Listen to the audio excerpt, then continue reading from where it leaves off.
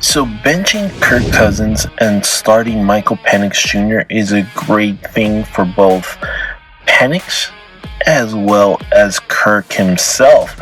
And don't forget, it's also great for the Falcons organization for many reasons. One, Michael Penix Jr. is fresh. He's ready to play. Everybody says he's good. He had a great offseason. The problem with Kirk is that he's either injured, feels injured, or has some mental issues playing. Then we have Zach Robinson, who seems to not feel confident to give him throwing plays. That means our receivers aren't getting the catches that they need to get. They're not getting the throws and the practice and the routine that they need to get during the game. That's a problem. With Michael Penix Jr., they have that opportunity. They have the opportunity to throw it to Ray McLeod more. They have the opportunity to throw it to Darrell Mooney more. And obviously to Drake London more, as well as Kyle Pitts. Maybe it'll help him out of his slow slump. Maybe it'll keep him more at attention. Maybe it'll keep him having higher and higher numbers, which is what he needs too, because he looks like crap. But look, why is it good for everybody? Well, the answer is simple. Michael Penix Jr., he gets to play. He gets to show if he's ready.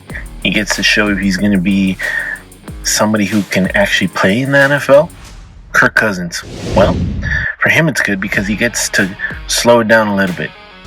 He gets to see what is wrong with him. He's got 3-4 weeks to determine, well, maybe it's mental, maybe it's me being scared of playing, me being overprotective of my Achilles, and me being overprotective of my foot, me not comfortable in this kind of playbook, Zach Robinson playbook, or maybe it's his injury and it's actually something he needs to take care of more, and he needs to get that foot stronger and stronger than what it was.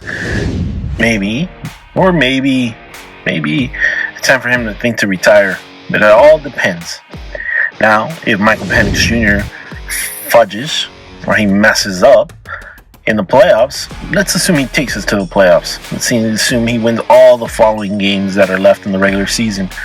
What does that mean? Well, if somehow he messes up during a quarter or 2 or 3 in a game, we still have Kirk Cousins. If he gets injured, we have Kirk Cousins.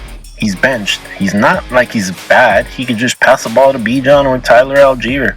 He can make those 1, 2, 3, 5-yard throws, hopefully, in the red zone situation. Who knows? Maybe this time off will help him a lot. And also, he is making $100 million guaranteed for 4 years. So, now why is this good for the Atlanta Falcons and the fans? Well, Atlanta gets to see Michael Penix Jr. This is something that we need, something that we've been asking Raheem to do. And also, this is really good for Raheem himself because last time he had no quarterback. He lost his job because he had no quarterback. He had no quarterback in the Tampa Bay Buccaneers, and he had no quarterback the last time he was the interim coach for the Atlanta Falcons. He really didn't. It's time. Matt Ryan was older, just to say. It's time that we see something better.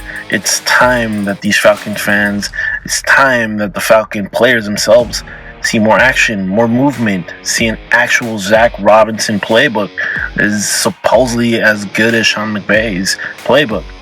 We need that. We must have that. Hopefully, he shows up and this is just like a better practice game or off-season game for Michael Penix when it comes to the New York Giants. Remember, we have many options of getting to the playoffs. If Washington loses, if we beat all New York, Washington, and the Panthers, we get in as long as Washington loses or Tampa Bay loses. Let me know your thoughts. Do you think it's beneficial for everybody that this change in the quarterback position was made right now instead of later on next year? Let me know in the comment area. Don't forget to like, share, subscribe, and follow. We'll see you in the next one.